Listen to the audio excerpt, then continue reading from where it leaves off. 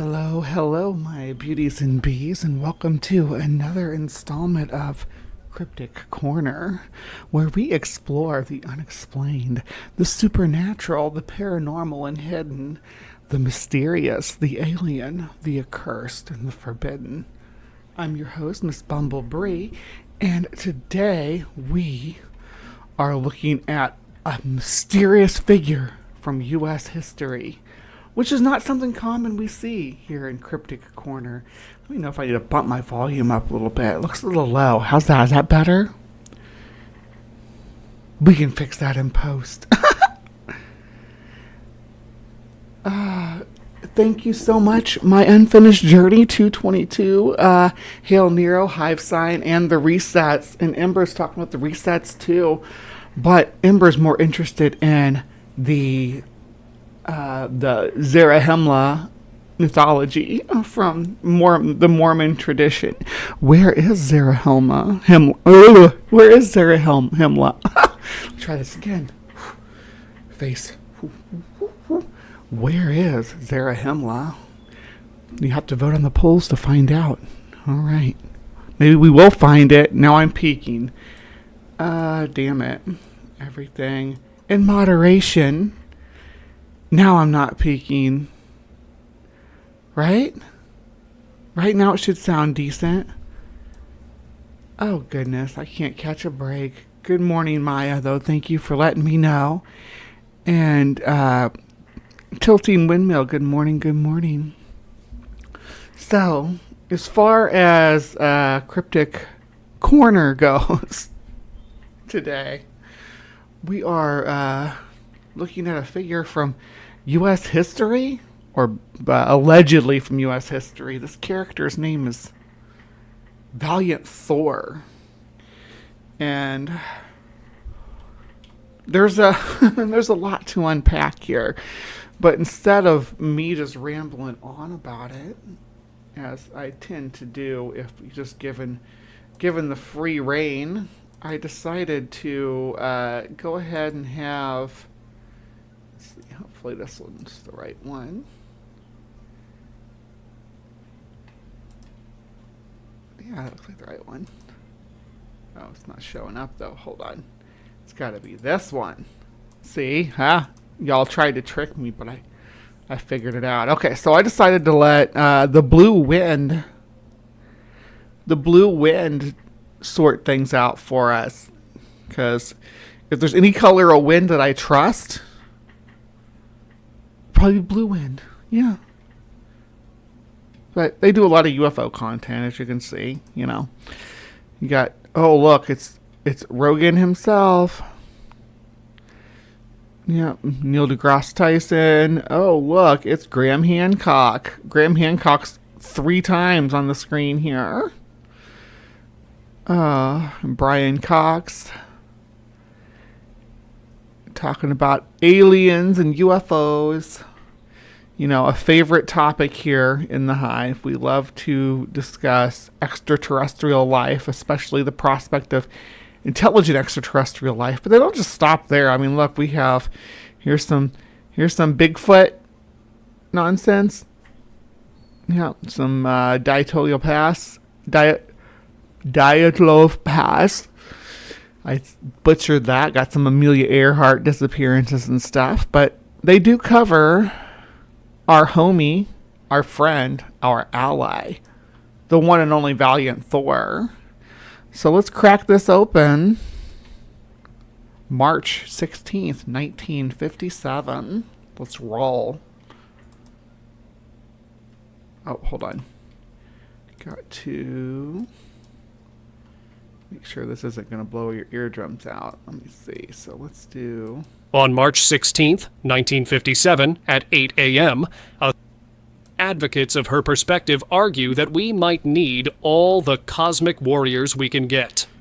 Now, let's delve into Dr. Frank Strange's. What are you doing? You jumped way ahead. On March 16th, 1957, at 8 a.m., a 300-foot And before I can even get started here, Ember dropping these dropping these memberships, 5 gift memberships from Ember, and it looks like Leo Phileas got one. If you don't know Leo Phileas, he actually 2 weeks ago now on we did a sting on Cybertrucks in the military. It was pretty funny.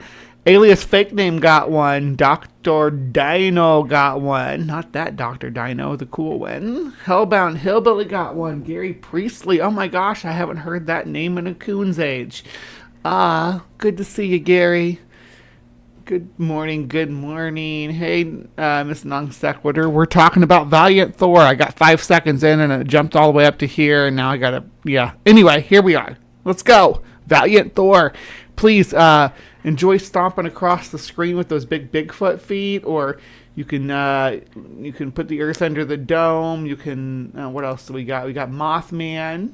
We got a Loch Ness Monster. Got some bugs. We got the wasp, the spider, and the mantis, and then we have the pride moth, which is one of my favorites. And then there's Mothman, which Mothman is my true love. And if Mothman comes and kisses me, I'll make a cocoon and come out as a moth woman. Craft landed in a field in Alexandria, Virginia. 2 local police officers arrived to investigate. As the door of the craft I like how the 2 officers are Agent K and Agent J from Men in Black. That's important. Important lore. And slowly, the officers drew their guns, unsure of what to expect. To their surprise, Ooh, you got your the blue tarantula one? That's Sandy got the hoodie of that. I'm putting together an album, so if you want to send me pictures, you can send me pictures either on Discord or in email, or you can send it on various social media platforms. So tag me in them, and I'll try to grab the picture. But I'm making an album of people with the Hive merch to run my little ad with. So hopefully it fits good and that the quality is good. I've heard so far good things about Fourth Wall. Mostly I've been getting orders for just the t-shirts, which is great because that's the one everybody's always most worried about the quality on. But also I did get an order for one of the hoodies, and it looks good. I've heard that it's actually quite warm, so that's good. a seemingly ordinary man stepped out, smiled, and waved hello. Before the officers could utter a word, he calmly stated, "I need to see the president." 9 months later, NASA was established. This is the story of what transpired in between. The story of Valiant Thor. If you're not familiar with it... Here's a new Discord link, yeah. My, the Hive Discord's not super active. It's mostly just memes and occasional questions about bugs. The teas are very soft and wash up well, no fading. That's good.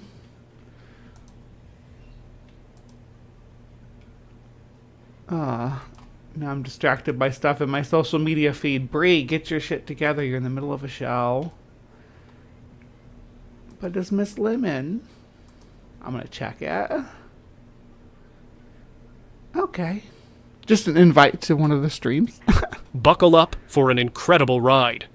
In the fall of 1957, the Soviet Union launched Sputnik 1 and 2, the first artificial satellites to orbit the Earth. This took the United States by surprise and instilled fear in the American public. Worried... So weird to be afraid of a metal ball with antenna on it floating around in space, but I guess that's, it's the unknown that's the problem, but we got a good old Valiant Thor is going to save us from the Russians.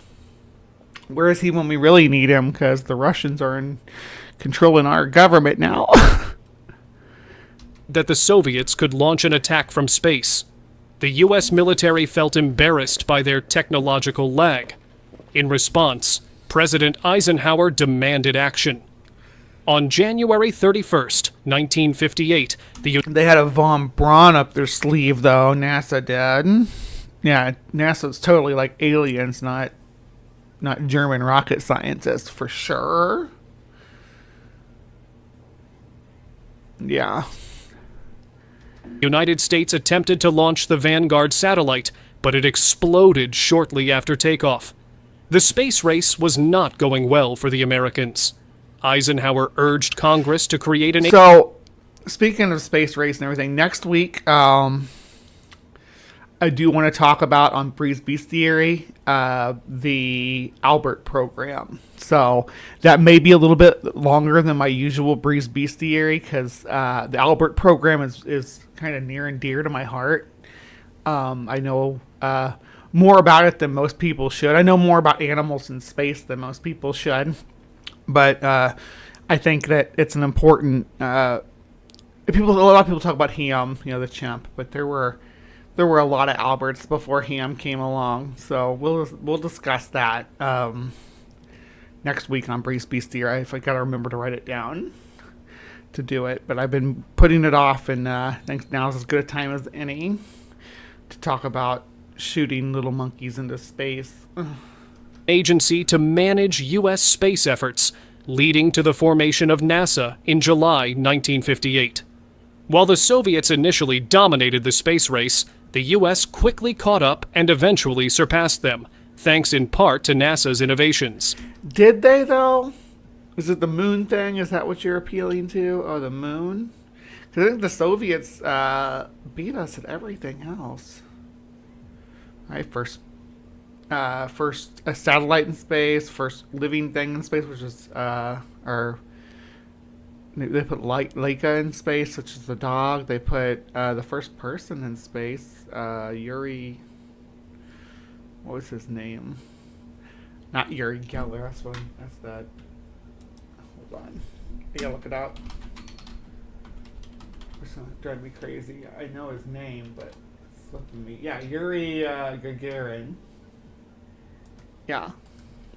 NASA has been responsible for advancements like Velcro, freeze drying, foam mattresses, solar cells, smartphone cameras, and even the Bowflex. If you're going to tell me that the Bowflex and that Velcro are alien technology, I'm going to call BS on you, because Velcro is sort of based on what we call cockaburs here. They get stuck in your shoelaces and your pants, legs, and they'll get stuck in any kind of cloth. Yuri Gagarin, yeah. And then the Bowflex is that's basically like bamboo tack, right? Been in a bamboo shoot. With over 2,600 patents and credit for more than 2,000 commercial products, NASA's rapid technological growth raises eyebrows. A more skeptical observer might wonder if these advancements came too quickly. The story of Valiant Thor might shed some light on this mystery. Valiant Thor brought us Velcro, right? That's what they want to imply here, and that's just so weird because, I mean, we've had sticker bushes on Earth for presumably hundreds of millions of years. This man from another world was willing to share his people's technology with the United States, but he wanted something in return. On the morning of March 16th, 1957, Harley Andrew Bird... Was it Bree? Did he want me? I kind of hope he did. He's like, bring me that hot trans girl from Hive Sci. That's what I want. That's my baby doll. I want an alien lover. I'm so weird. I'm sorry. I put you guys through this. But you keep coming back. You keep coming back. And yes, I'm getting my meds ready. So roll with it. If you got meds, we can take them together. Yes. If you got your meds, I got my meds. They can become our meds if we take them together. I have 6, but I'm missing 1 because I don't have my protonics, which is rough because I do have a bit of indigestion right now. Anyway, I'm going to take my meds. I'm going to let them talk. And if you got your meds to take, you can take them too. Byrd, the nephew of the famous Admiral Richard Byrd, was in his Pentagon office. Byrd held a high-ranking position in Project Blue Book, the secret military program Admiral Byrd, the guy with that got escorted inside the Hollow Earth via Antarctica. And yeah, by maybe that was Valiant Thor's people. I don't know. investigating UFOs from 1952 to 1969. At around 8:30 a.m., he received a frantic call from the Alexandria Police Department. See, I always forget how late it is for people over on the East Coast right now, because morning meds, yeah, you don't take, it's 11 o'clock now. If you have morning meds, you took them hours ago. But I'm taking my morning meds at 9 a.m., which is like my normal time. Well, between 8 and 9 usually. Officers were en route to the Pentagon with a very unusual visitor. Minutes later, a police car pulled up to the building, where Secretary of Defense Charles Wilson and 6 of his staff were waiting to greet the stranger. Charles Wilson doesn't even sound like a real name. Are you trying to pull the wool over our eyes? Tall man with brown hair and a relaxed demeanor stepped out of the car, looking completely ordinary except for his silver and gold jumpsuit. The group led him into an elevator that descended to the Pentagon's basement. From there, they took an underground train directly to the White House, arriving at the Oval Office, where President Eisenhower awaited. Is there really an underground train to the White House?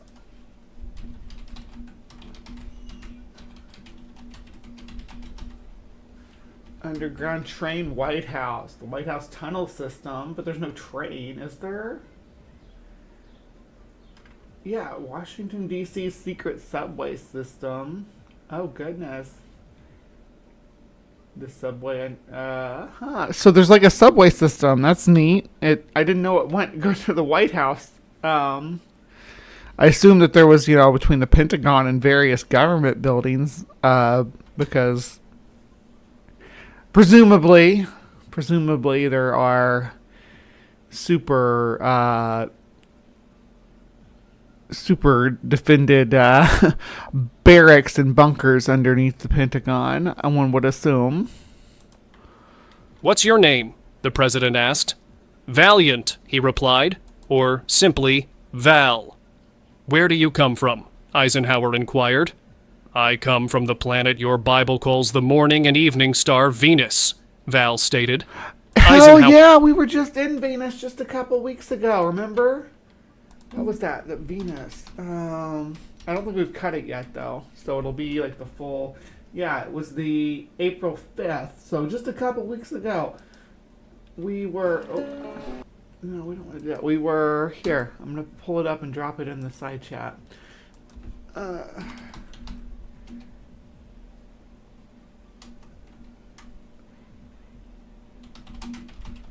Yeah, so we had like the Venusian Empire video.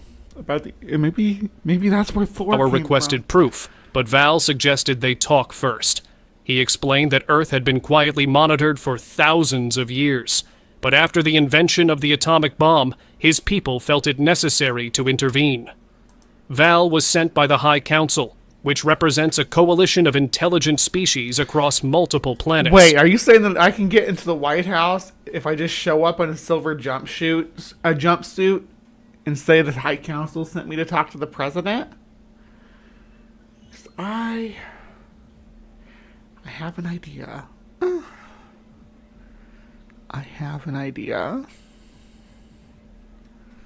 Similar to the Federation in Star Trek. He offered assistance to solve many of Earth's pressing issues. The president invited Val to stay at the Pentagon as his guest, and Val agreed. Eisenhower also asked Val to join a gathering at Howard Menger's house in Hive. Is there alien lodging in the Pentagon? What would a Venusian breathe, though? Because you wouldn't think they'd breathe air. We know that Venus is, very volatile. Did Thor need like a respirator of any kind?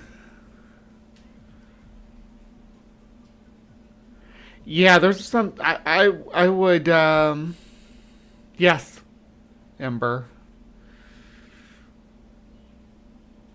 but I wouldn't come to talk. I would come under false pretenses, probably.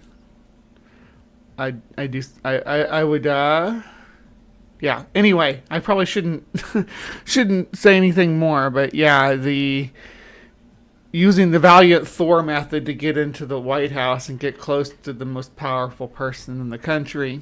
There's a lot of possibilities there.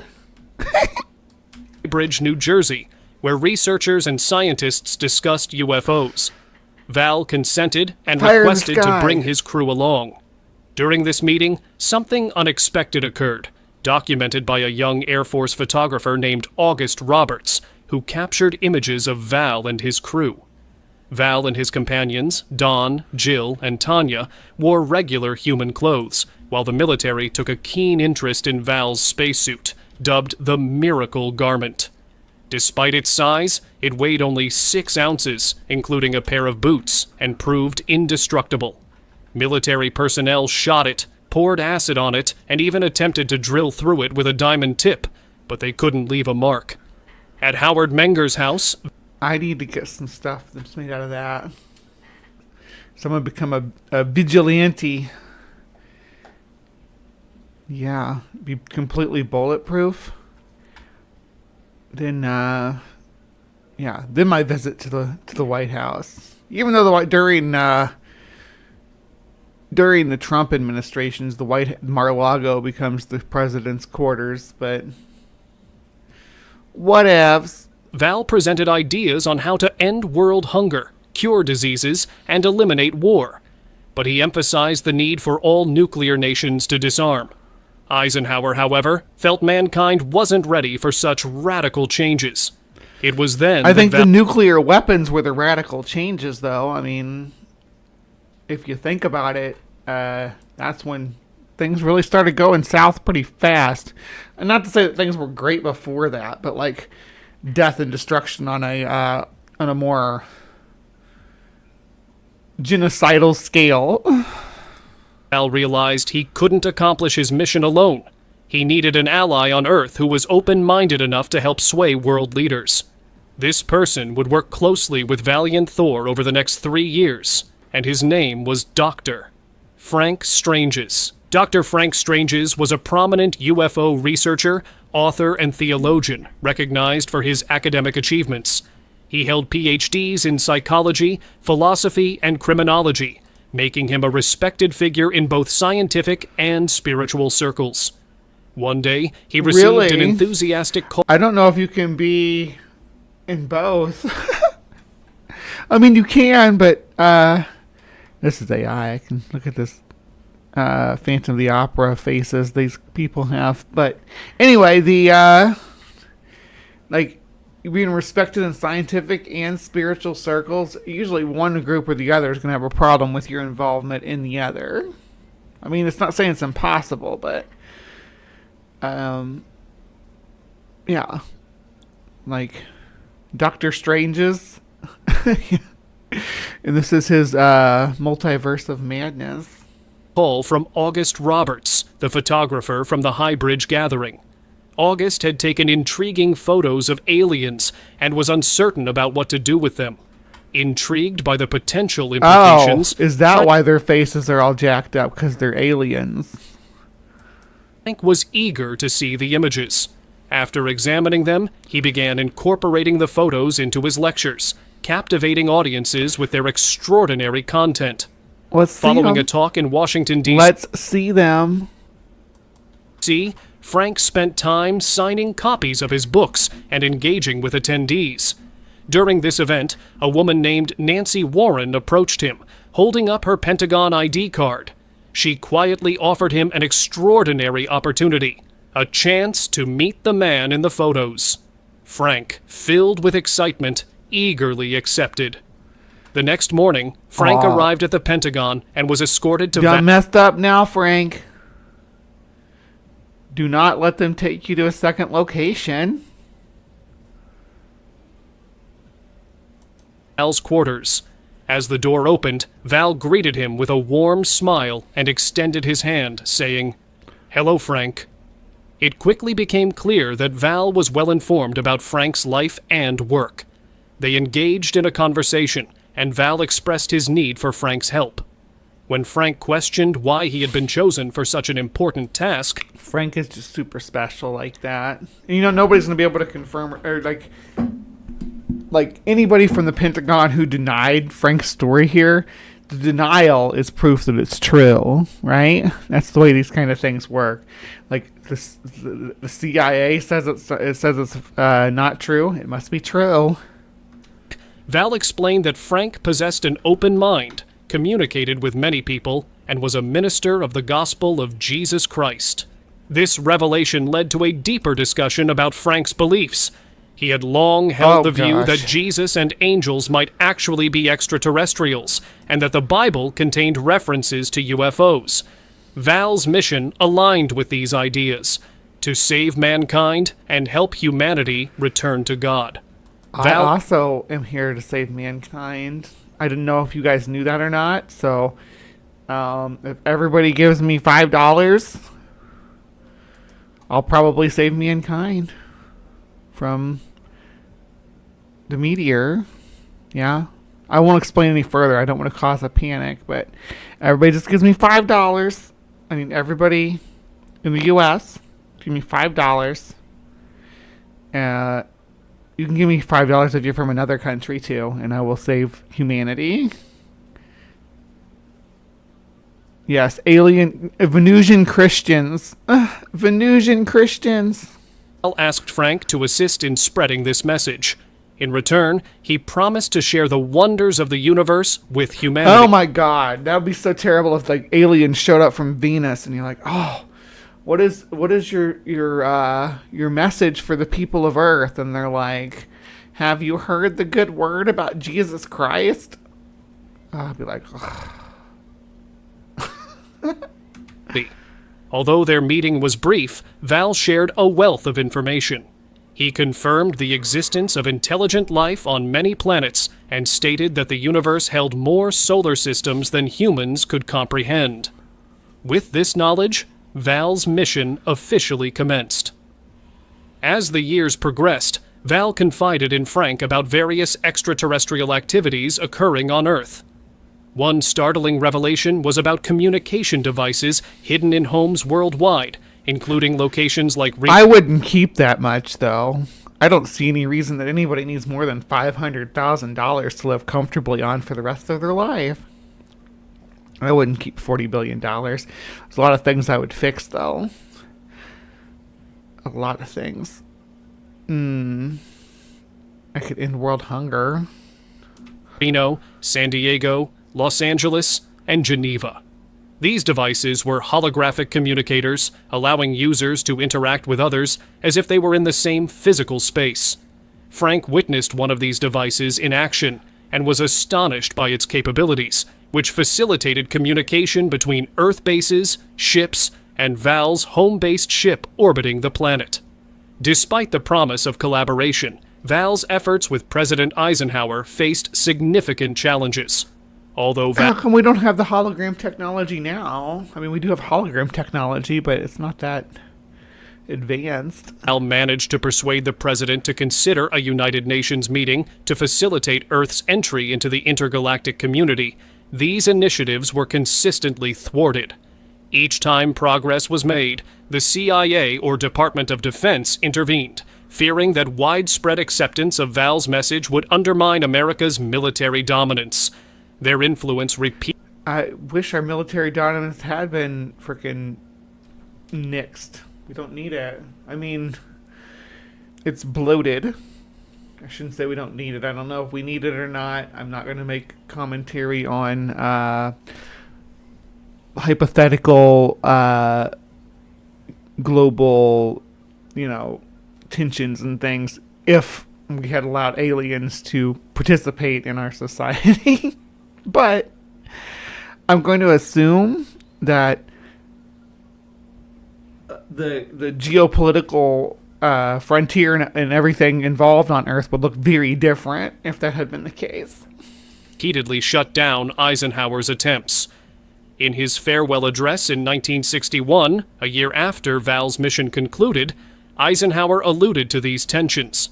He warned against the establishment of a military-industrial complex, cautioning that the creation of a weapons industry could lead to dangerous consequences, including the accumulation of wealth and power that could Why'd you do Ike like that? Look at his face. Oh my gosh. threaten democracy.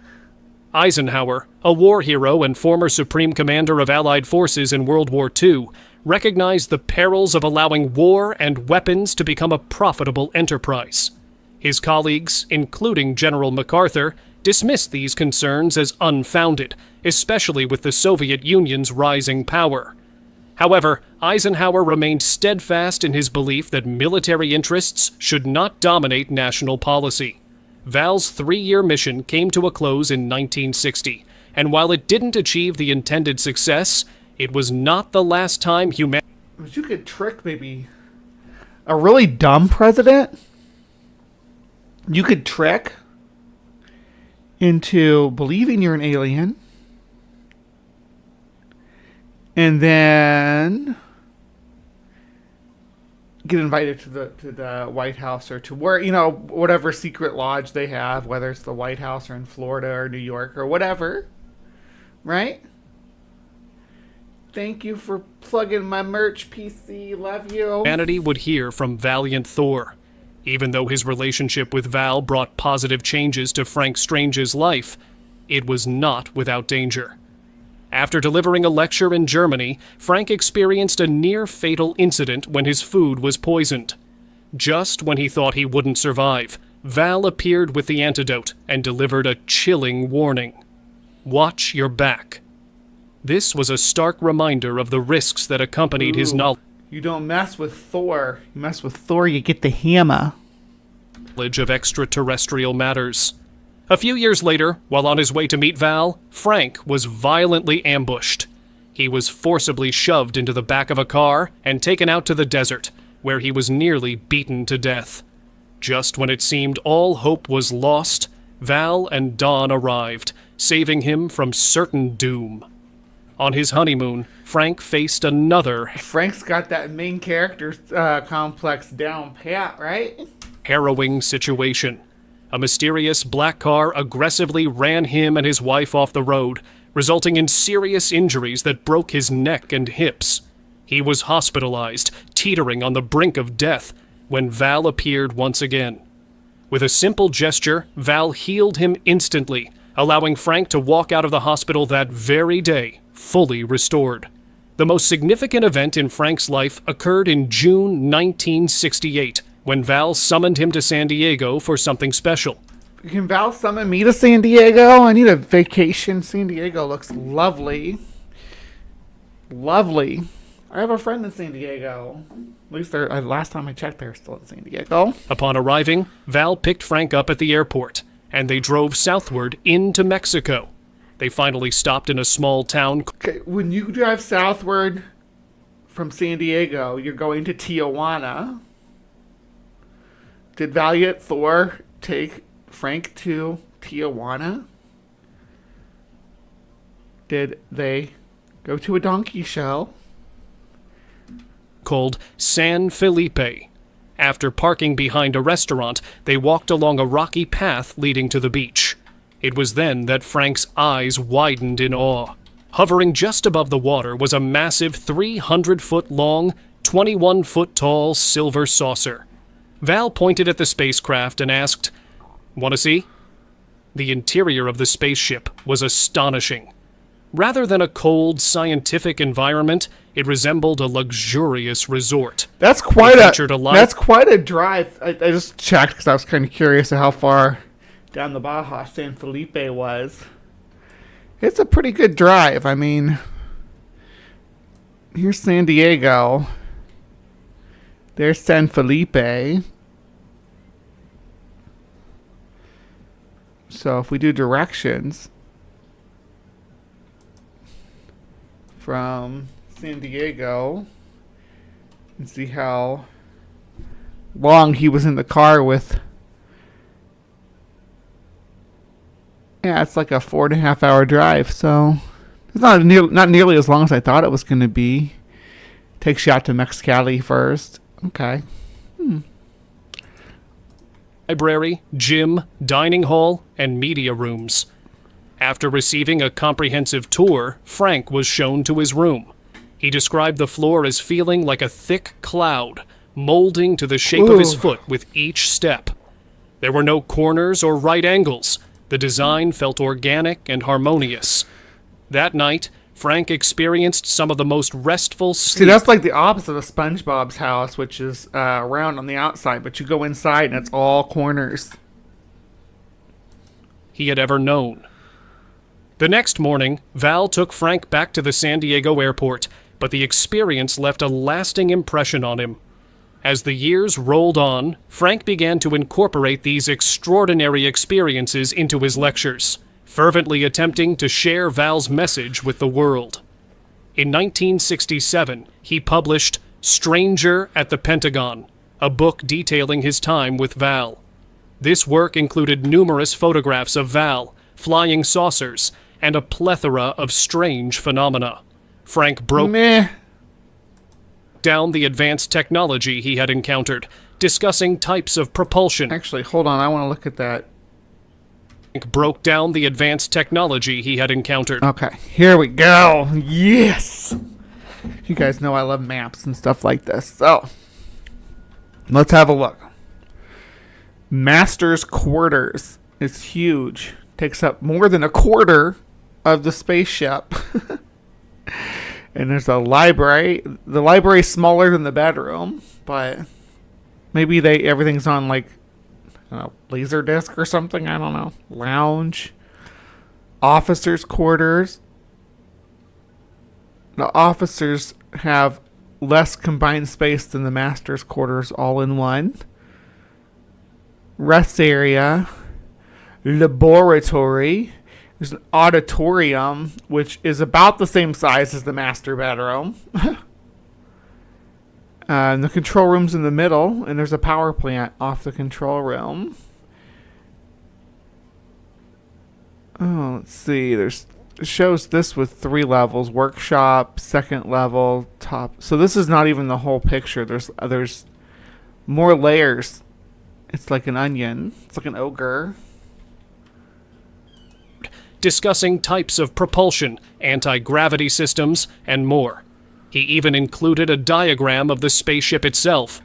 Although Frank Strange's passed away a few years ago, the legacy of his experiences continues. Valiant Thor remains active, with his ship, Victor 1, reportedly parked and cloaked on the shores of Lake Mead, east of Las Vegas. Several thousand people are aware of Val and Victor 1, including about 2,000 government employees.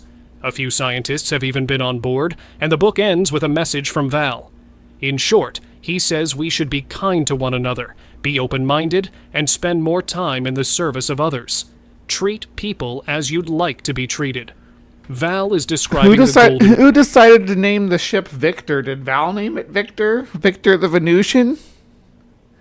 Val and Victor of Venus. Val and Victor of Venus. Nice. Rule. It's nice to know the golden rule applies no matter what planet you're on. So if you're watching this and have access to one of those communication devices, do us a favor and let Val know. We need him more than ever. Valiant Thor has emerged. I mean, you're not wrong. As one of the most requested topics on this channel, and the reasons are clear. His story is packed with intriguing characters, intense action, and an uplifting message. However, there's a significant complication. The narrative's credibility is often questioned. So, you don't say. Is this skepticism warranted? To explore this, let's delve into some... In a short version of the rest of this video, yes. Skepticism is warranted. Let's find out why. Key figures in the Valiant Thor saga, starting with Harley Andrew Byrd. Harley claims to be the nephew of the famed Admiral Richard Byrd and asserts he worked for Project Blue Book at the Pentagon. While the Admiral did indeed have 4 nephews, none were named Harley Andrew. This discrepancy raises questions about the reliability of the genealogy. Is it possible that the records are inaccurate? While that seems unlikely, it can't be entirely dismissed. If Harley... It can't be entirely dismissed. Is this an AI-generated old document, too? Because these are not... Or is this Valiant Thor's Venusian letters? Let's just go with that. Valiant Thor speaks or types in Venusian script. On a typewriter, but it's in Venusian script. Truly held a position at the Pentagon in 1957, it implies he had top-secret clearance as a teenager, which adds another layer of intrigue to his story. Next, we consider Laura Eisenhower, the great-granddaughter of President Dwight D. Eisenhower. She claims to have been recruited for a mission to Mars in 2006 and asserts that UFO disclosure is imminent, insisting that Valiant Thor is a genuine figure. Assessing her credibility largely depends on individual beliefs. Laura's background is impressive yet unconventional.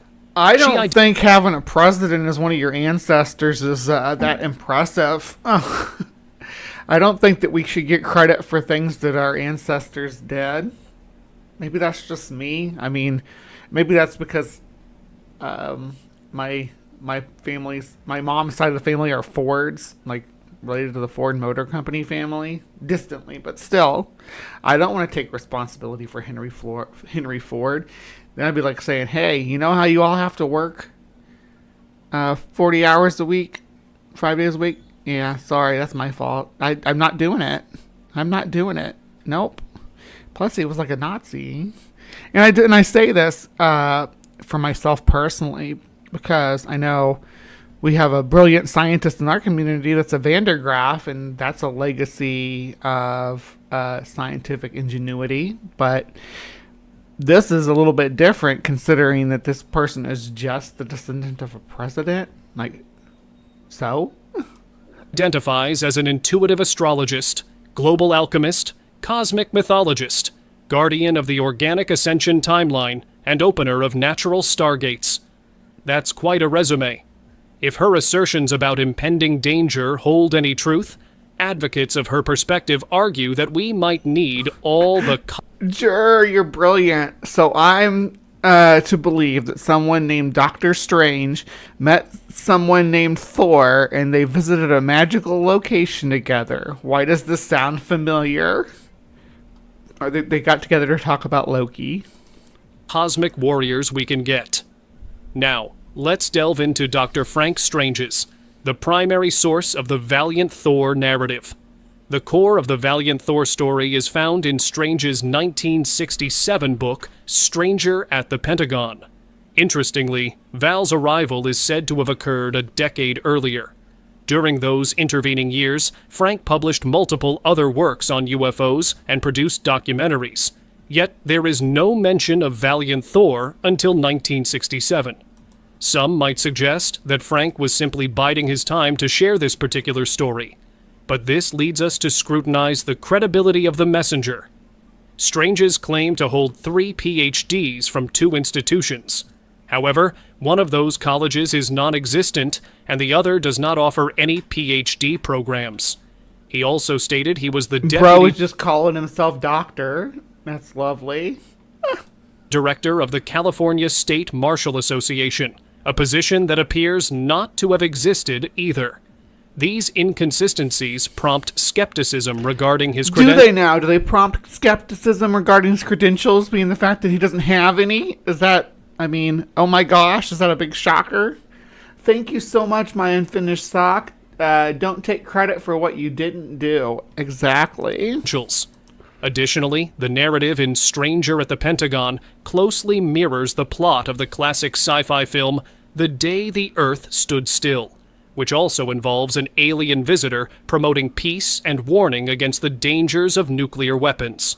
In Frank's retelling, however, he emphasizes a strong... That's the one... Keanu Reeves was in the remake of that. I don't know. It's been a while since I've seen it. I can't remember if it's any good or not. ...religious angle, infusing the story with themes of divine will and the power of Christ.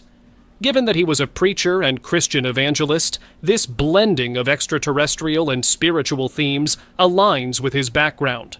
His goal Yeah, but it aligns with making me doubt anything he says. If he's evangelizing. been to engage non-believers with a familiar concept, the notion of aliens, ultimately drawing them toward Christianity. The idea that extraterrestrials can enhance any story resonates with some audiences. When it comes to the photographs of alleged aliens that accompany Frank's narrative, their authenticity remains uncertain.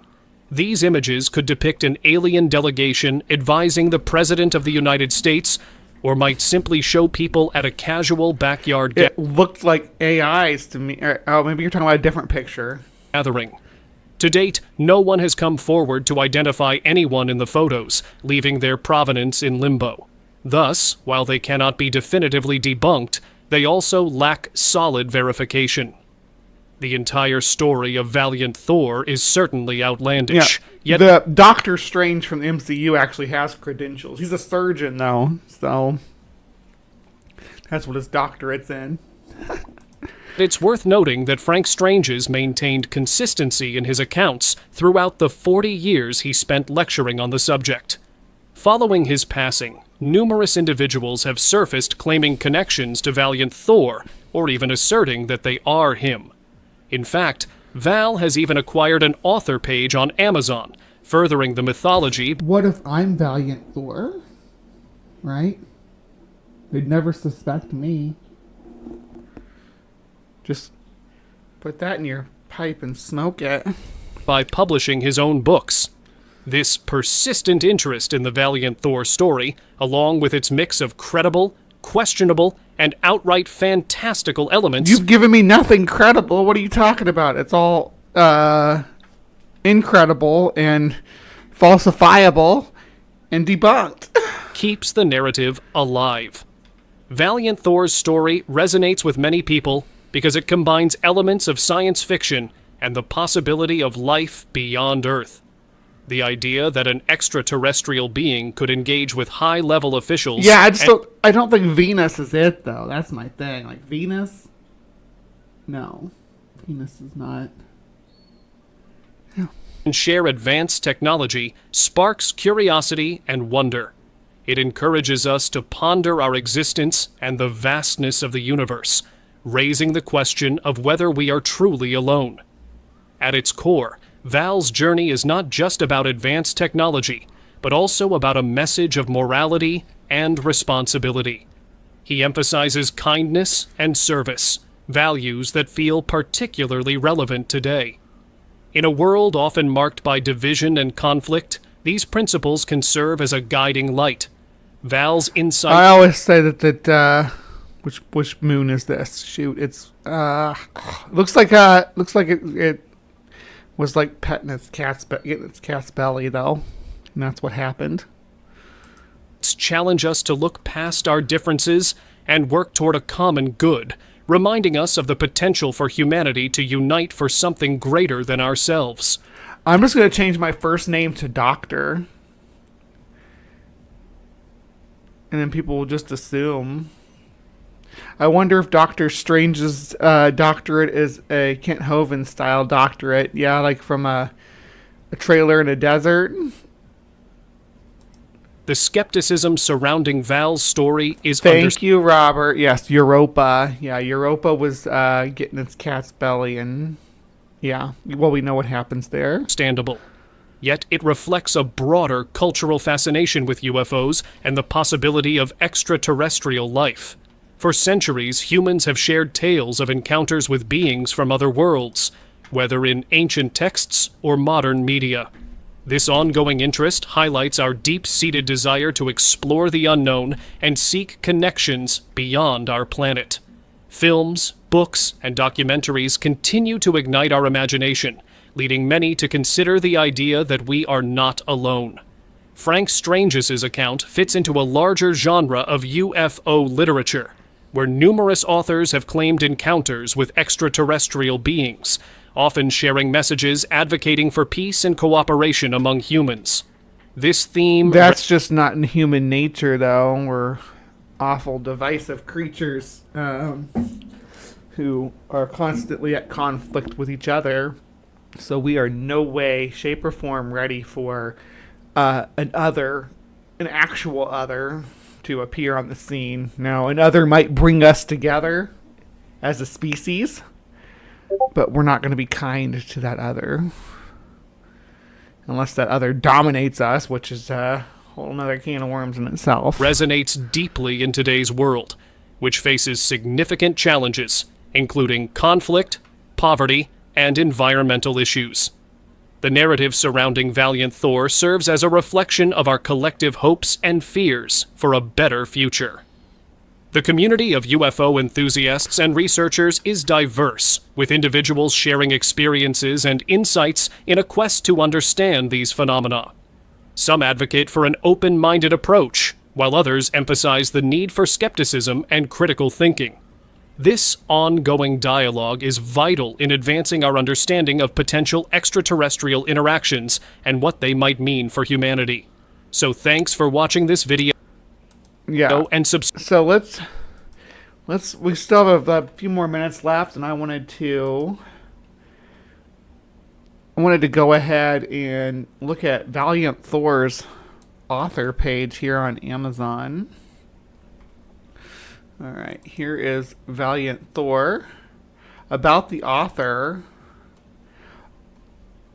On March 16th, 1957, a strange craft landed in a farmer's field in Alexandria, Virginia. Oh, I guess I need to add that to the map. Let's add Alexandria, Virginia to the map.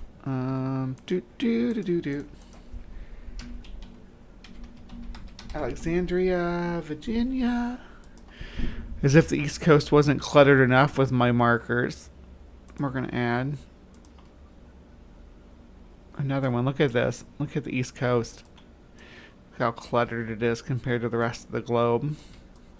I really am underrepresenting Africa on CrypticCorner and Weird With It and stuff, because I only have 3 markers in there. 5 if you count, the Madagascar area and Mauritius, because we did the dodo. But look how clustered everything else is. The green flags are places I want to go. Anyway, local police arrived on the scene with guns drawn, expecting the worst. They were surprised to find what appeared to be a dapper, unarmed man stepping out of the craft. They were even more surprised when the man telepathically asked to speak with the president. Over the next few days, the visitor would meet with President Eisenhower deep within the Pentagon. According to Valiant Thor, he was sent here by the Galactic Council to convince humanity to shy away from their use of nuclear weapons. Thor and his co-pilot Indrid Cold, Carlo Ardo, and Terry Rist, Demo Hassan, claimed they hailed from Venus.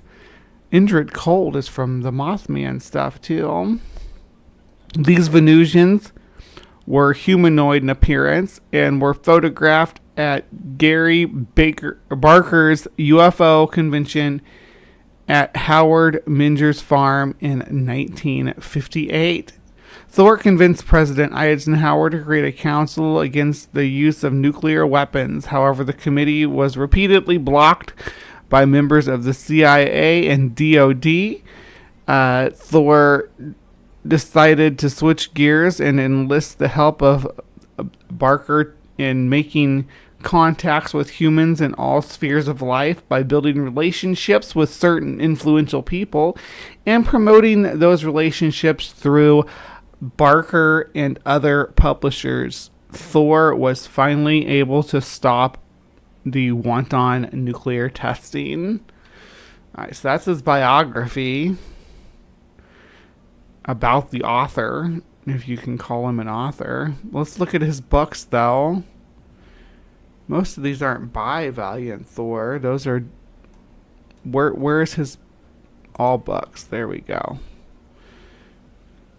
Alright, so...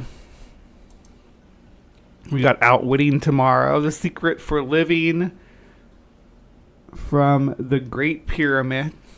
Okay. Your part in the great plan. That's got to make people feel special. Millennium 7. Valiant Thor, Dr. Frank Strange. Of course, Strange has got to get in on this. Or Stranges. Yeah, this one has another author too. Michael X.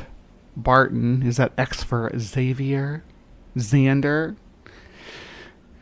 To Men of Earth. Valiant Thor's Message of Hope to Mankind by Daniel W. Fry, PhD. Another doctor coming forward with alien messages. Mount Shasta, home to home of the ancients. Now, this is a neat cloud formation phenomena that happens over mountaintops, especially lone mountaintops. This was edited by Valiant Thor, so he didn't write it, he just edited it. Oh, hear ye the trump of the super deceiver, mystery man of darkness, 666, Valiant Thor. That actually sounds badass. Hopefully it's talking about this being the deceiver right here, right? Fantastic beings and where to find them, how to contact space aliens, intelligences, and people. Valiant Thor. And these all have Kindle editions too. Valiant Thor's Venusian Health Magic, the Vitality of Vril. The Vitality of Vril. That's Michael X. Barton too, along with Valiant Thor. Just making this guy the co-author of your book seems to be a marketing tool. All right, let's see. My Friend from Beyond Earth, The Wisdom of Valiant Thor, special edition by Dr. Frank E. Stranges. The Art of Ascension, Achieving Communion with God and Creation by Valiant Thor. Yes, got to tie in that Christian undertone, right? Valiant Thor's Book of Vril, How to Live Long and Prosper by Valiant Thor. Our Spacecraft Over Your Earth, The Stranger from the Pentagon Speaks, Valiant Thor. Valiant Thor's Venusian Science Secrets, The Supreme Technology of the Ascended Masters, Michael X. Barton with Valiant Thor. Valiant Thor's Unlimited Power of Prayer, Fulfilling Your Purpose. Oh boy. The Path of Vril, Venusian Secrets of Longevity and Rejuvenation by Valiant Thor. Valiant Thor's Vril Force.